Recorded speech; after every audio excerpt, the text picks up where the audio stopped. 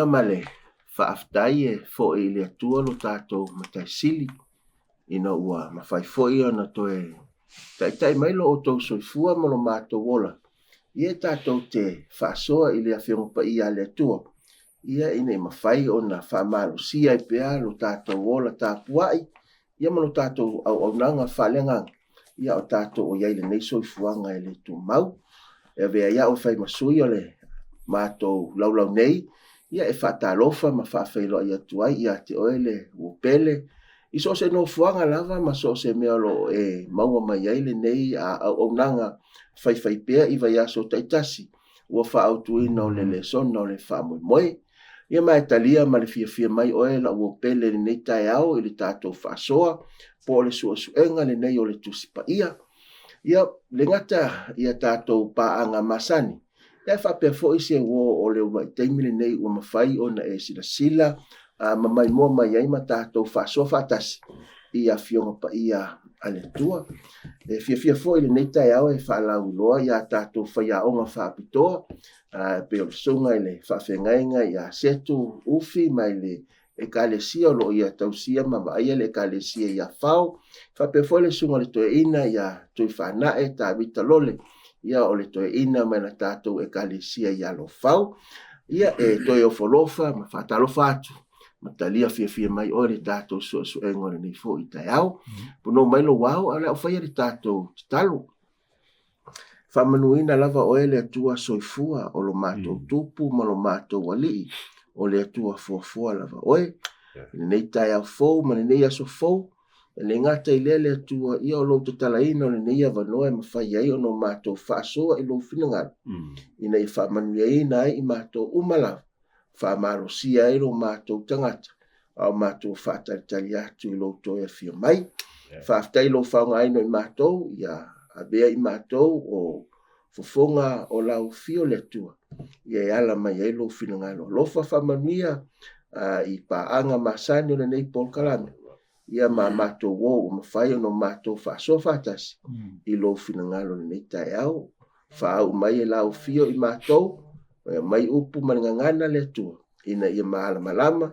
Mai avi ia e lau fio. Tā pena ina i mātou mo oe malo. Lo suafa Yesu. Amen.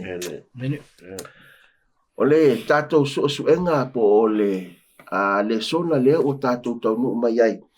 O le kuata lona lua le nei o le sona lona tonu. Ai o le autu atua po o le au o suenga o le kuata lona lua le nei. O lo o whaautuina o whiaua a ngelu e tolu. Pe a whai e te mai tau le ulua i e kalesia po o le nuo Israelu i le whengainga tuai. O se tasi o alatou tatalo po me mawhai o na iloa ai e tangatonu e se leo lo whamauina le teu te nome lo mta upe onu. O lo na whai upe wha e iloa i le ngoa e peru e tau o le shema. Po o le tatalo le tangata Israelu. E iloa ai e tangata onu ese o tangata o le tua. Ai o le tatalo foilea. E toi whamanatu ai ia Israelu lo lato wala awina. Le maua le Deuteronome mtau pe ono no whai upu e whaper whamtalanga. Israelu e whaalongolongo mai iai ma longolongo mai ia. O Yehova lo tātou atua. O Yehova e to atasi lava ia. Ele ai asa isi atua na tāpua iai Israelu. Na o le atua o le na whaile langi ma le laro langi ma mea lava. Ile ekalesia momole na po Israelu ile tino. Ile ekalesia muli ale tua po le ekalesia sofitu o le toa fia mai. Ilonga ma iloa ele laro langi e ala ife aua a ngelo to tolu. Leo lo avea ma o ngā to tonu ngā le mu. O le suenga o le kuata le nei. Wa o nei e iloa ai i tātou e ale lo tātou taritonunga ma le whaatua tuanga. E whaamatala tuai po ai tangata e iai i tātou. E iloa ai la tātou ngā luenga o lo whaia mo le lalo langi. O le taimi ua tātou iai nei ma le whanaunga e whanatinati le wholofola i nātu o le neife au. O mea umaia o lo a whiwhi to tono le whaalinga le ne se fulu ma le wha. Whai upo e ono e o le se fulu ma le lua ife au a ngelo nei e to tolu. O le autula mo le suenga o le vaiaso le nei. O le ua whaautuina o le tala le lei e whaavavau. O le tala le leia whaavavau. Ai o le tusi po o le matua tauloto po o le mau au tu e taula iai le whaaso o le so. O lo maua le whaalinga no mta au suma wha. A o luna whai upo ono. La tu le wanoa le sunga le whengainga ia setu. E na te toi tala whaalau tele i se vaenga tele. Ia le au tu a toa e ma le matua tauloto po le matua au, mau au tu. O le tātou so e ngore nei tai au. Whakaitai lewa tātou a mai le tātou matua tauloto po le mau au tu o le vai aso le nei. Le ala u whaitawina mai. Na ulo foi le tasi angelu o lele le tauloto a inga o le langi. Ua ia te ia le tala le lei e whaavavau e fola atu i e unofo le langi i atu no uma mai tu a inga manga ngana ese. Manu. A whai tātou te meitawina le au tu o le vaso nei o le tala le lei e whaavavau. Le lai te maua i le whiau lea mua. Le whiau le angelu mua vemei na ai ioane la ua lele le angelu le tauloto i inga o le langi. Ma le tala le lei e whaavau te lor vaso nei le la tātou le tātou te so ina ai o le alea mea o le tala le lei. Lua la tātou wawai ai se hau ta ua i le tala le lei o le tala le lei e whaavavau. Ia ma le lona tolu o waainga i le matua tauloto po le mauautu. E te mauai o fea e anuai le lei tala le lei. Lono winga o nai waainga whaanati na i le matua ma le autua le vaso nei. O le ala tātou wawai o le ale mea o le tala le lei. Tātou te fia maua ai se hau ta ua i le tala le lei o le tala le lei e whaavavau. Tolu. Tātou te la tātou wai ei a o ai e alu i le tala le a o le a foi la tātou ngā lue mai whai i le tala le lono winga o le wainga whaanati na i le matua ma le autua le vaso nei o lono winga o e ngai silio na matango fie lau sunga i le ta i le vaso nei o nai wainga whaanati na i le matua tauloto le whaamatala mai ai a le la tātou ai lo loto ai mai manatua e telo teimi a ai tangata tuso whaalinga e iai wainga e le fia ai e leo se vainga e pego manfe ai mai simo me tele na ave se ai le manato tangata mai le tau tusi ale la tanto va ai le tusi nei o se tala le le ngata e manino e a ngā mutato ai tato te loi o lo o fi mai ai le alofo le tua o le isi vaenga na o tato fasoa malau ai le matu tauloto no winga le ngata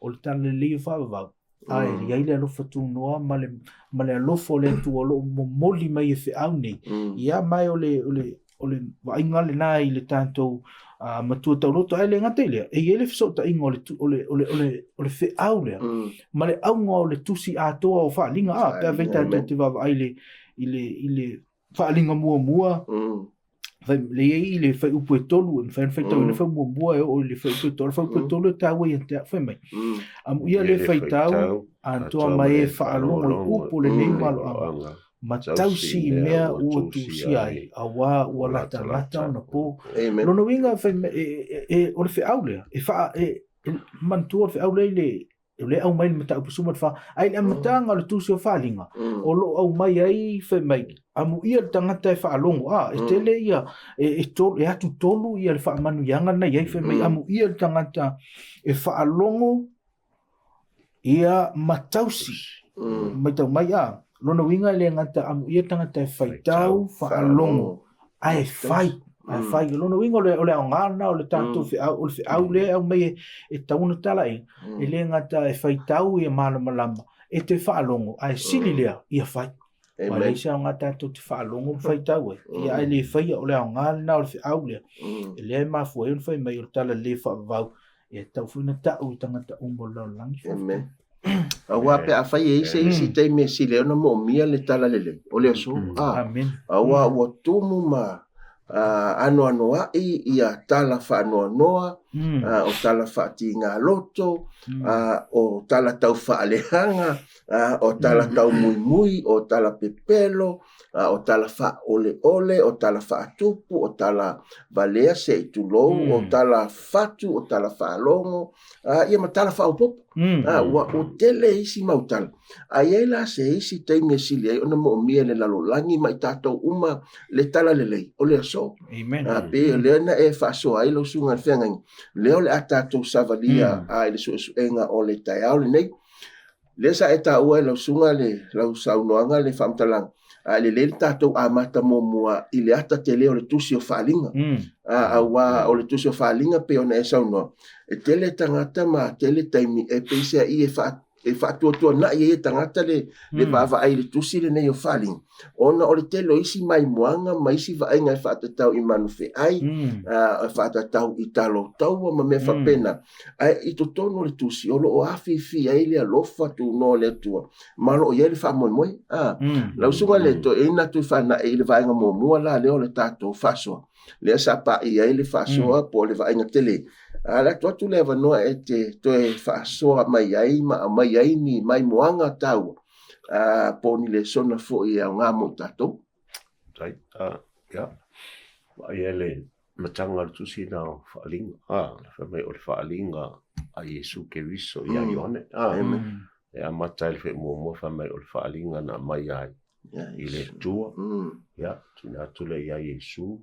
Iesu i le angelu. Angelu le Ioane. Ioane i kalisia. E titu. Amen. Ya, ta wala matanga le tusi na o whaalinga te ole whai upo e lima na maleono. O lo whaari ele alofa. Mo muane ta mai le alofa o le tua. Ya, ngata ele whai mai o lo na alofa le ua whaelo mai le na maliwa Yesu wai. O tātou uma. Tātou uma. Ya, whina ngalo le tua. Ia whai lava i tātou matupu ma. A whai tau lang, na ele whai upuna e ono, whamai o le walo whamai a i tātou. Na ia fufulu mai fo i a te i tātou, i a tātou wanga sala i lona lava toto. Ina ia whai a fo i tātou matupu ma whai tau langa i le tua lona lava. O le ofifi ina le alofa, o le tua, o te wawai au ia le tusilo a matanga o le whiau lea. O le whiau whaana tinati, mai na olo le tasi ange, ua lele. Lua o le whiau e tauna whaanatinati na whaelo atu le alofa o le atua. Le alofa o le atua mo le lang te whana ta o le sunga i asetu. Nā te whaiua le tusi na o whaalinga e nusu lua sulfa o mei amu ia e tausi. Upo le neia. Wai tanga e la tau le aula. Wai whale atu le. So o le whiau la leo whapitoa mo tātou. O tau tātou whaelo atu la lang. This is the present truth mo te nei. Amen. Pe tato e te wai.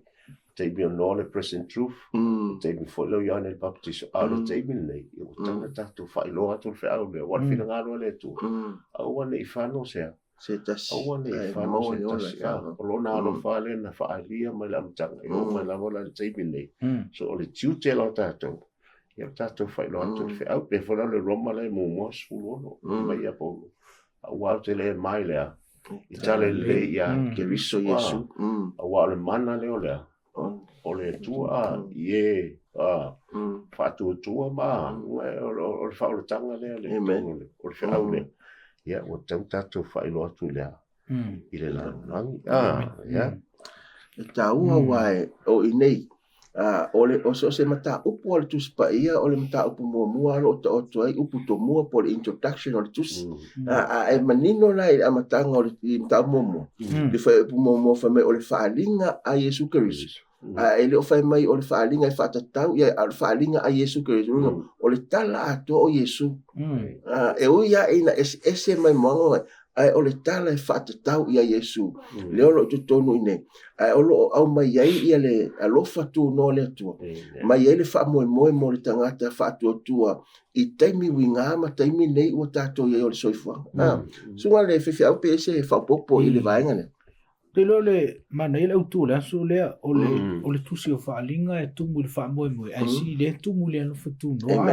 O le whesili. Ai se ata tau te lo e tumu le alofa tu no. le na faitau le sunga le to ina ia le whaalinga na mua fe upe lima ma le ono na ia whamutalanga o le na alofa mai ate i tātou na ia fulu mai fo i ate i tātou wanga sala i lona lava toto.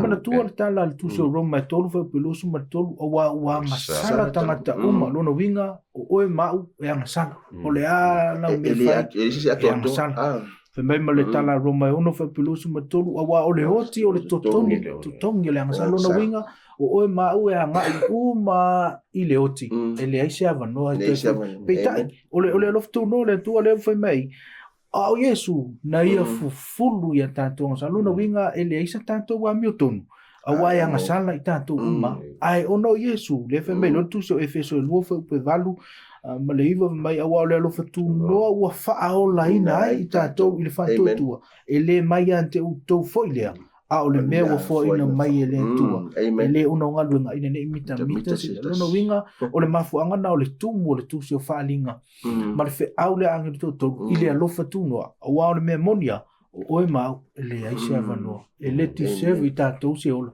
peitai ona o le alofa tunoa le antua le fu au mai Yesu ke risi whamea wa fulu a tātou ngasala i lona lava toto lona winga ua mau o tātou avanoa o le alofa tunoa la o le antua le wa la ona mau lona winga i leo sa tātou wa miu utonu ai ona o le alofa tunoa o le mafuanga na wata ua ili tusi o whaalinga ma le fe au angelu totonu o le fe au e tumu le alofa tunoa me mal fa moe ai ai si sa fai tau matango fene mo fai po lima a fa mai o ke wiso foi o le moni mau fa maoni lona winga e le si fa maoni wa fa maoni tangata e alu ia te me le fa maoni o Yesu Keriso o le moli mau fa maoni le o tumo o ma ulu mole no fuale i o le atua le ngata na fa mai o ia o le matua o e woti ma le pule i tupo la no winga o me ma o le la la o ai tupo o malo e pule ia Yesu po ala vala me o tupo o se fa malosi ma ia i tatou le fa mo le langi ma le o la fa va e ta wa ia isi so fa tau sa ro fa so mai e me ia tolu o le fa tau fa no matausi tele tangata fa tau tele tangata o fa longo ai o le me o la pele so o le fai ona so i fu ma o la o le kausi e o fa tono le kalesia le tu tele o tangata ma mala le i valo anga ma faling ma just faling o matuale tu sa ma so i fu ma lo langa lo so i fu ma o lai lo no winga la ele tau ono ese me tau no fa ta sil fai tau falo ma tau sia ele fai no fai tau falo ele tau i tu la fono po le o nga ale tu o mai le tatou fa soa i le isi vaenga le leo o mono tatou vai le ata te leo le tu so falinga o lo afifi le lo fa tu no le tua ai momoli mai ai mar fa mo ona tangata malana fa lau fa talitali le aso e afio mai ai ile isi vaenga le la tatou va ai o le la tatou va ai lola ile fe au le lo tau la ai le tatou fa soa la sunga le fenga inga setu ile vaenga le fa tau o le tala le le fa va le la tatou va ai ai ile fe au le angelu momo wala angelu momo le lo tau la ai le fa soa o le vai aso le nei fa so mai lo sunga le fa fenga inga i lau enga a toi fo i mani vaenga taua mo tatou aftai taua le autu o le aso le u tanto so ina fa mai o le tala leia e fa mai el tanto nunga o le a tanto le malama i le mele ta o le tala le lei e fa va e tanto te le malama fo isi fe au ye muli mai e pe o pa peronia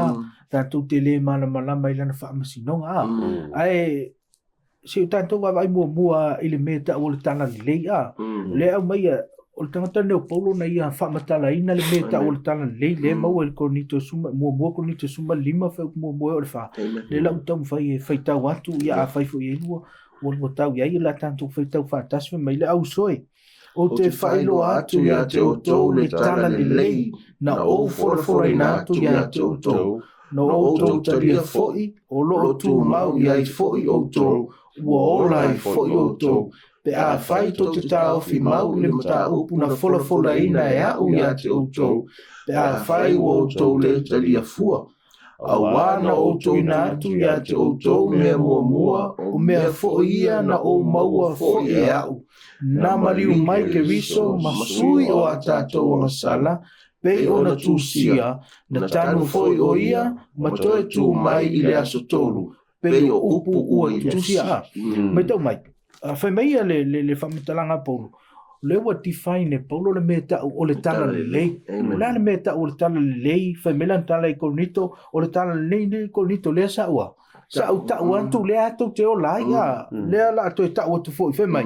O le tala le lei nei, au ana maliu mai ke riso, masui o a tātou angasala, ia na tanu foi o ia, matoe tū mai la stolo, lono winga o le tala le lei. O le tātou loa lea ma tātou tantonu, o Yesu ke riso na maliu mai, o maliu, ia ua toe tū, o le ua toe fo i lea. Ele langi, o le tala lei a toa na tātou tantonu, iai mo tātou whai a. Le ngata i lea te, o lana whamatalanga le na, o le mea na ta o le tala lei e te mau fo i le Roma e tolu, whai pe luasu ma le wha, ma le luasu ma le ono, ma le Roma e lima la tātou le whaitaua, a mo se taimi e mwhaia tātou whaitau. O na whai mai lo lea o le, ai se hala o ta ua ile na tala le lei o lea. O le tala le lei e whaavavau ka. Ia mai tau mai lea le whamatalanga ila na tusi a Timoteo, ile lua Timoteo mua whai upe iwa whai mai. O le na whaola mai ia i tātou, ma wala au mai i le wala au pa ia, e le tusa ma tātou ngaluenga, ai tusa malana lava fina ngalo, malona lo fatu noa, na fua ina mai ate i tātou, ia ke riso Yesu, talu mai lea. Talu mai le vavau le ngata leo tusi o Tito i le wha moe le ola e wha vavau na folafore na mai talu mai tausanga o le vavau e le atua e le mawhai o na tala pelo wha pena fo le tusi o Efeso lona winga whai mai Paulo lewa umana o tau atu li Korinito lea tala lei o le tala le lei o le tātou tonu leo ke riso na fio mai lalolangi ma liu mo tātou ngasala to e tū la wa o toi fo i langi o lai whaila na ngā luenga le taimi le nei o le tū mo i tātou o ia o le pūruvanga a le fo lau toi whai mai e tau te loa li Timoteo lau tala ia te ali Timoteo o Yesu le vala au le na vala au e i tātou e Yesu Keriso le vala au pa ia e le tusa la mani a tātou ngā luenga a ve mai e tusa malona fina ngalo malona a lofa tūnoa na fua ina mai a te tātou e ala ia Yesu Keriso talu mai lea vau lono winga wala o na tau lea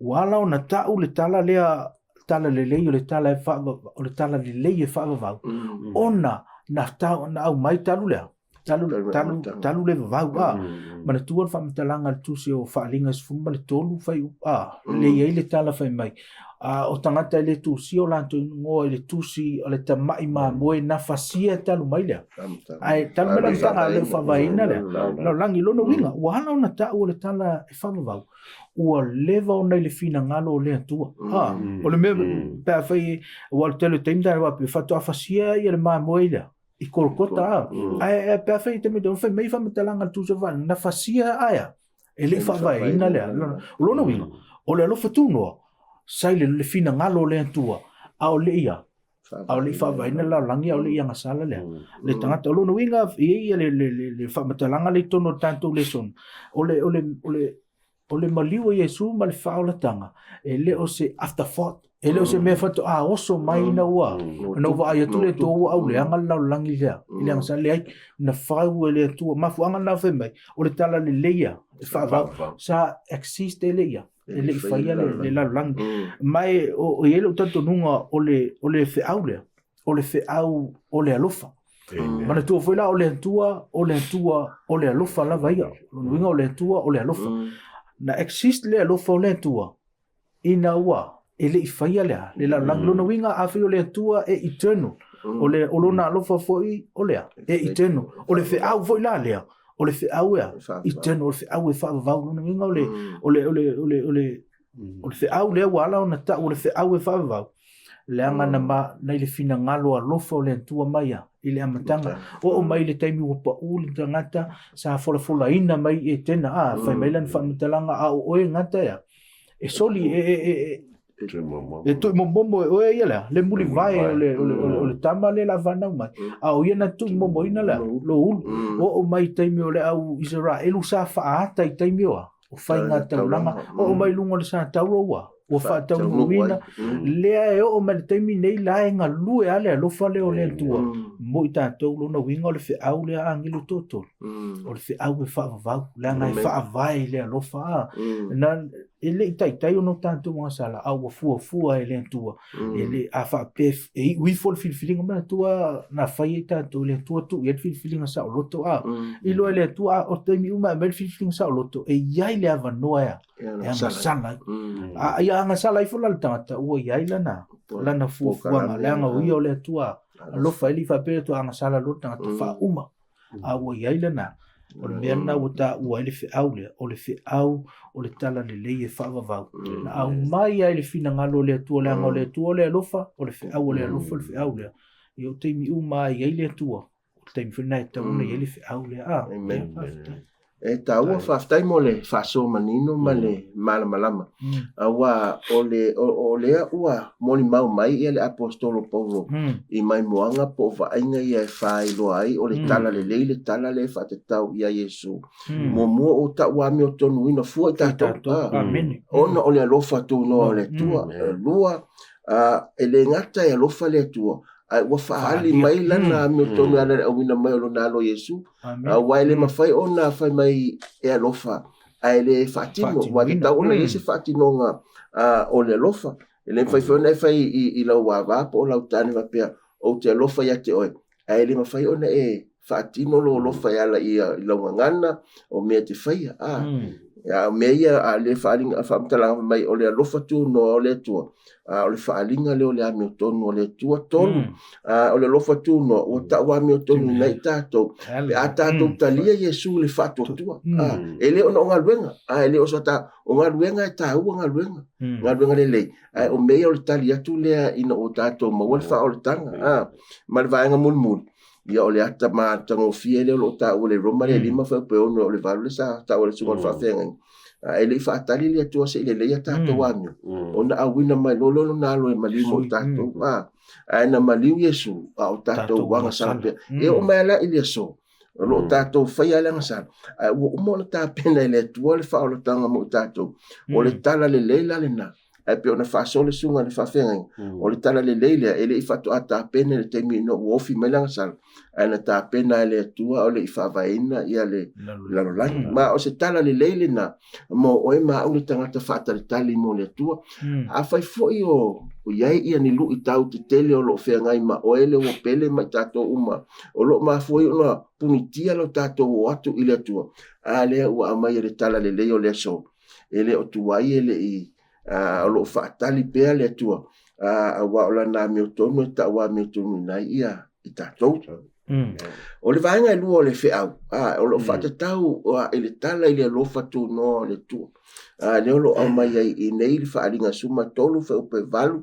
fe mai whaamtalanga ua i fofo i a te ia o lato umo e no nofo i le larolangi ua le tu sia o lato ingo e le tu se o le ola a le tamai maa moe ne fasia talu o na faavaina o le larolangi e o a itangata ua lato te ena le atua ai lo ia lava le lofu wa mai ua i fofo i a te ia o i lato uma o e no nofo la ua le tu sia o lato ingo le tu se o le ola a le tamai maa moe talu o na fasia talu o na faavaina la langi na sunga le to ina tu i whanai si e tu i whalau tele ma te tala i le vaenga lea o le tato suenga haftai ia te lope o le wharinga suto fwe wakwa mai o le tamai maa moe le tua na fasia talu o na faavaina lua le fofua ngā le tua ia o le eva na whaatatia ma o le tua atilan sile whanga sile fia le tua la paura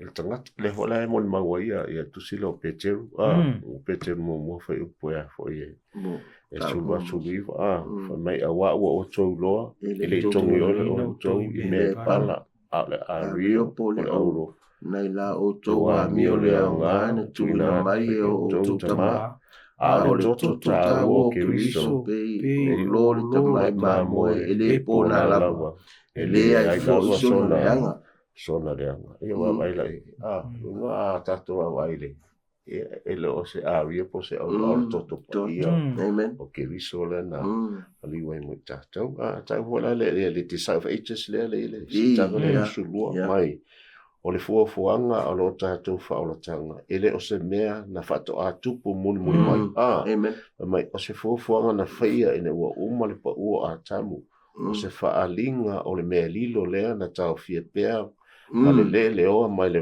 faavavaga mai la muli ua ose faalia le o tulafono mai tupulanga o le vavau na avea ai le faavae o le nofo alii ai o le atua mai lo le tau le o le tala le faavavau lo tautala le ngata i le taimi ua tea taimi tuanai e ta e whape fo na ve o le faavae o le faamoemoe mo lea Muna ua tala le folfolo ina ona na lofa tu no na o le so ma le no na o le tala le ina fa vau o le lofa fa vau o le tua le ile ngata e po le ala volta le e lofa fa le tua le ka o la pa le li ona le fa alia fo il falfta fa e fa si ele ma moi ya le vai ngai lua le ko ia e fina ngaro le tu e ta fa pa i no ta to ola e se ola vai la so e fina mai ia amen ele li ia ko ka wa le romana mo musulono a wa o tele mai le tala le ya ke viso o wa le mana lava le o le tua lo la ila to uma o ia fa tu se le ta o le tala le o le tala le no ma fa pa le tua mo ta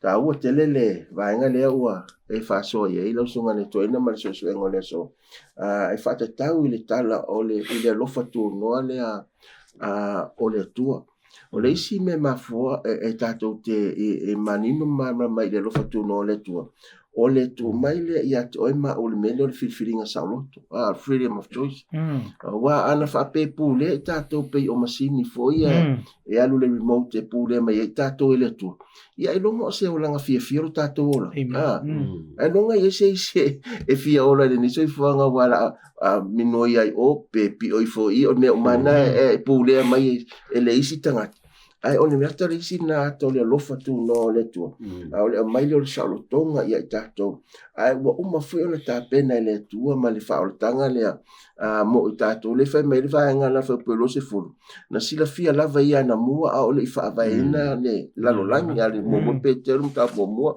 a whai pelo se fulu mai a o le i whaavaina a ua whaalia mai o na pōnei e ngā tai ona o outou na tapena e le tua a o le i whaavaina ia le lalolangi mai whaftai i le alofa leo le tua ia le fo mafu no tatou sa whaini ni tai au whaso matala noa e le ona o tatou to finga o whaife au matoa inga o le oni o satou wa mi o tonu ai o le alofa tu no le na o le tua mo tatou le ngata le teimi tua na i o le teimi ne ia ato ai ma le teimi lumanai i le isi la vaenga lea ua la ia ile tatou fasole uma tatou vavai vaenga e lua o le lofa tu noa o le atua ma le tala le lei e whaavavau o le whiau lea o lo ave e angelu i le taimine nei po angelu le angelu momoa lea alola tatou vavai o fia la e aluanga iai o ai tangata te tau ona iai i le vaenga lea i le lalolangi uma wa alunuinga o le lalolangi uma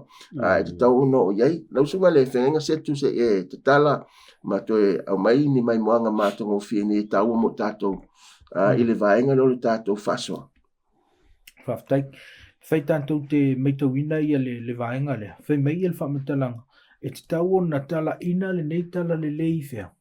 I le lalolangi atoa e a fia i a ngangana o nuu lono winga a fia i lea. Le lalolangi atoa. Mantua le whamatalanga i le mātai o e lusu ma le whale ma sani tātou le whamatalanga i le fesili ala au so po ia whailonga o loa. Mai a whai e whamatalanga i e sui e tala ina fo i le nei tala le leifea i le lalolangi uma una o mai lo leo lea o le matanga lona winga o le whailonga munmulia leo lea o le taimi o le iunga e te tau ona alu tala lei so o lor tala le leifea me leo lan whamatalanga o ia ona o mai leo lea o le iunga ele ngata ile te mau le mate lusu ma le valu le masa ni tātou le i le whaatonunga fu i lea Iesu i whaupesu ma le iwa ma le luas fuwa me o le nei i au tau atu e whaino malawa maso baptiso atu i ante i lātou sua whotama le anu ma le anganga pa ia i au tau au atu i ante i lātou i a tausi i mea uma ua ufa i antu ai i ante au tau whautafoi o te iate o tau iaso uma e o le ngata angole. Amen. Langi lona winga o le whaatonunga lea e au mai. O le whaatonunga na sausao ai lea, i le whafonga Iesu. O le tonga luenga lea tauna, o na whaia. O mai lona whaalinga suma le wha, o lona winga o le whaatonu leo lea. O le whaatonunga lea Iesu, o te tau na alu tala leilea, ia so ai lea. Na langi taua le si itanga lea na au mai e le whaile sona, le tangata ntusia le tāntou le sona. E whaantatau i tangata male mea na mafua na whaia e lea tua, whai mai le whaamatalanga. Na whaia le tangata o se vaenga o se mea te le nai o lātou lava o langa. Mai tau mai. Whai mai na ala na whai tātou e lea tua. E ele mea e te le antua. O te leo teimi tātou te manatua o tātou lea. Nua pawana mea na tātou whanau mai ia. I tātou whiola ma whaia, ma tatongi pili, ma tātou. Ai whai mei al whamtalanga al tangata lea o Paul David, o le tangata whai mei o le psychology, le tangata lea, whai mei lana whamtalanga. E fōlinga mai le tangata, na whaia, e sili atu, i se metele. O le whesila, o lana metele, o le metele. O tō whia i tātou e lea tua e awe lea. Le whiau. O le mete le na whai ei o e maa o e lea tua. E ia o le mete le, o le whai ma awe whiau. Whai ma awe whiau. Tala ia lea. Tala le lea. E te le atu la te leo taimi tātou te le anu iai. A whai mai le tangata lea o le psychology lo na wingo le tangata e susu e le mawawa. Na whauwha pitoa e lea tua le tangata. E iai e te le atu nai lo onoa. Lo le mea lai lo. A o le ponga whai melan whamtanga. O le pona o tātou lea. Tātou le whaia le mea lea whai mea. O na mimingi lea o tātou a. Mafuanga nā o lea. O le tātou vai, o le tātou mimingi. O na le whaia lea. O le mea te le lea. E te le atu nai lo a. E te leo te mape. O au ia na whaia moa. Na whaia no whamuwhuni e whaingalua pōn. Mea whaingalua ngai mōsi na tupe a. O le whai mai le tangata lea. E te le atu na mea nā leina. O le ana me te le. Whai le me te le leo le tala ino lea. O lona winga a whai, o le me te le na lai o na whai tātou le tōtai o tātou uma e anga vae rea. I tala ina, amen. E lewa pe tātou te nova pe. O mea nā whi mea nā tō ina. E iai, a whai o le melen whai tātou le tua, e anga vae tātou uma. Ai ono le whia whao ngā ina o lea. Le anga vae na le lopolo anga vae o lo walwea. Nā le awenga o le tangata le e tautala ea. Wal me mone ai le o le o tātou umea ngā vae lunga pule la. E le o tātou umea ngā vae pesi. Ai a tono le tātou ngā luenga o lea. Lango o le whai o isi me lea. E le ma whai e isi tangata o le whai lona winga e anga vae tātou umea lea. I le mea le na whai. Mai o le whiau e te tau na o i tangata uma. E o i tangata voi le tātou te mawha o le toi au ngā isi. O le toi au ngā isi whaamutalanga o le toi au ngā ua ila ia. E le ai o le tātou ngā luenga. O le isi voi mea. O tātou na o lea. Na o le whaasoa le whiau. E le whaaliu e tātou sea. Se loto le tangata. O le ngā luenga le nā lea tua. A o tātou o le ave whiau. Whaaleo mo moli. Paule nā. A le Facebook vinga tātou le mea nā lea tua.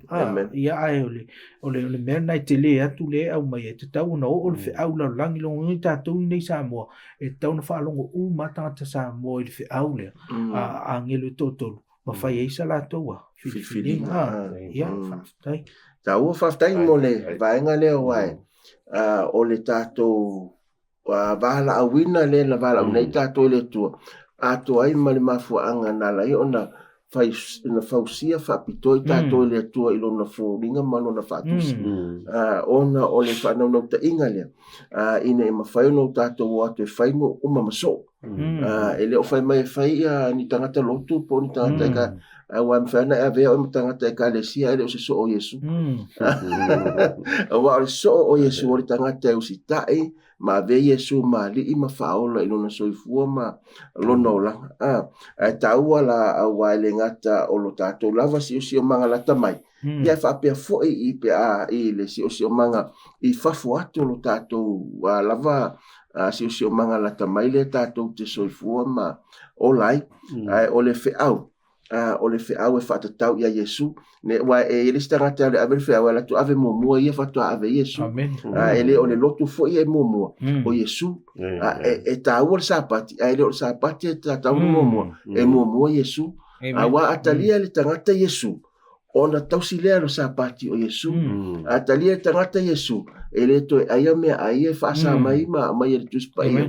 o me umato ulu es ya ona le mafuanga ona talia ngatainis ono se se ole amatanga ole fea se se le amatanga male wala o lo mo le fea o mo isi me o Yesu pe on fa so le sunga fea nga male mo fa ya ngoni ta o le so ngole so o Yesu o le tala le lena fa mai paulo le anga na fio mai maliu tano mia mato tu la o le lang fa tali ai ia mafautua mo ema o le tala le lena e te tau ona aven ia ona to ulu esele o isi mea ile tangata o maile vaenga fai o le tatou fasoa o le vaiaso le nei po le sosuenga o le so po le so no tolu nei e whaatatau i le whaangaio inga o le ngaruenga whaangaio inga o le ngaruenga lau sunga to ina tu whaanae i to fwele vano le sunga le whiangainga ia mai se fasoa e langolangoi alawa tu le vano momole lau sunga le to ina tai te lo le tau foi sunga le fefea tato umai foi ngaruenga nei eles foi beleza o tato le sona e oi meia no spepa le fa mai ole moli mangungu tato vai ele foi tau tala la atu le pa tu si ia fa tau Yesu te talo e le te mini fo mai ai fo mai la ya pe fo la tala le mana ele so tato vai ngale tasi valu fitu fale na uina to ele lotu tangata le Europa John Andrews le fe mai e fitu ngana yo le tangata e tau roto le fe ngenga fo e fo le fe ngenga tuai e le fe mena tu misiona tali misiona fine e a fo e moli fe ia no fata wina o fa o tanga le na mai le tu noinga o tangata o tu ina tu lo na ola so ele na oia ele missionary de popole ai ola tu ola e o mali li wai ma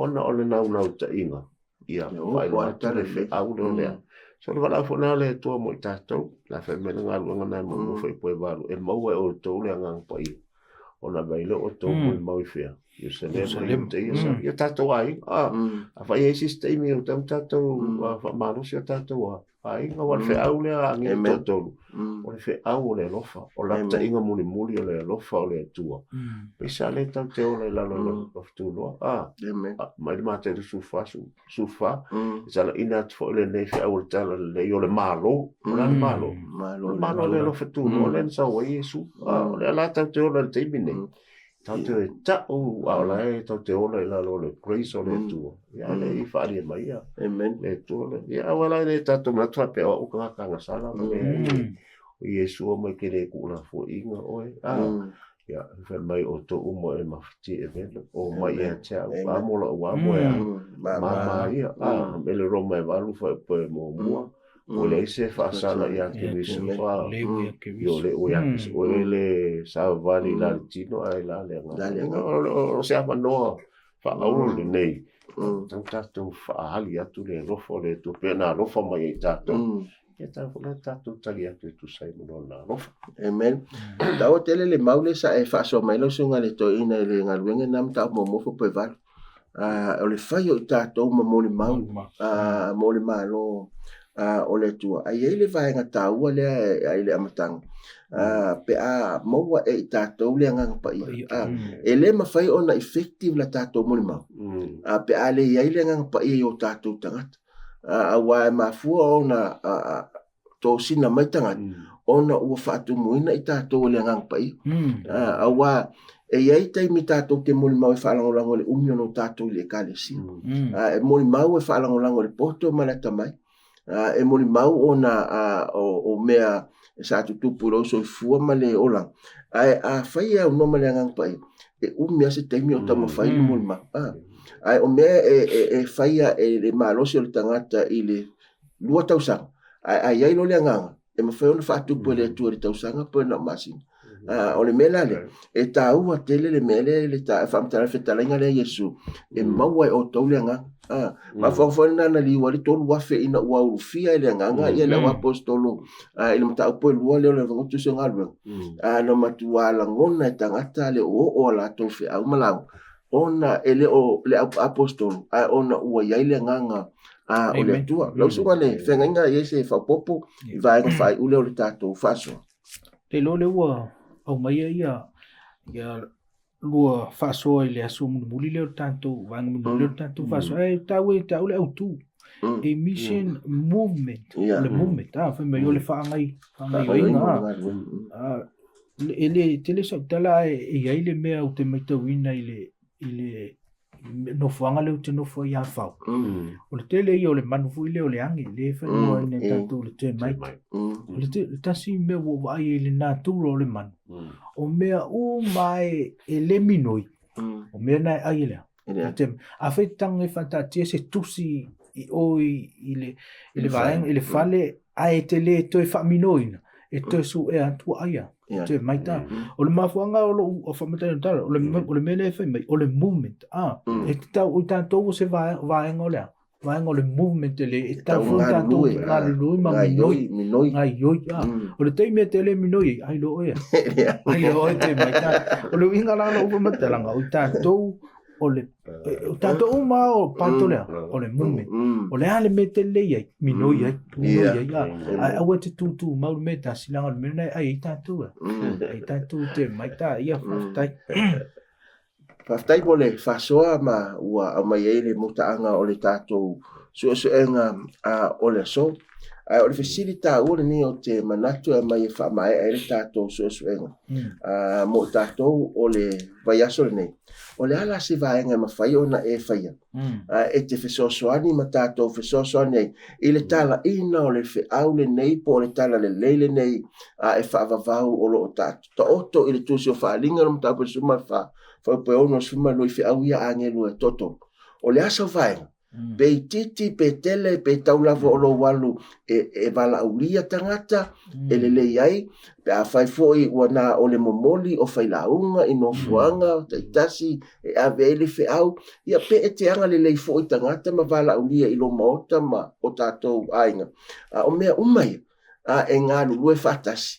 Ina ia vi ia ile tua matala ina ai lona finangalo ia ai te talo ile taita inga le tua wa lona finangalo ia o ia tunu uma o itu ainga ngana ese manu uma le o atu le tala le lele nei fa vavau fa mo wa fa manuina la fa funga anga ile nei fo i tai ao e ala le fa so ino o le finangalo lofo le tua mai lana tusipa ia fa afta iai i sunga i whaia onga le sunga le whengainga ia setu fa pe fo le sunga to ina ia tuifana ia mo le fa so ino le finangalo lofo le tua ai sile ona mato fa afta ia tu ia te oile wo pele fa avano ina mai o lo taimi fa avano ina le mauta ma lo lawa e o lo fale tua ile nei fa soa ia mani nei so enga o le talo e fa mani tele le tua ai kiu te whea mga ruenga i so se vaenga o le lalolangi o lo e tāpua ima e mai moa mai ai o le au whaia le tātou te talo wha mai e so enga o le so e mātou te maofa le atua i le loloto o le lofa tu noa o la ufio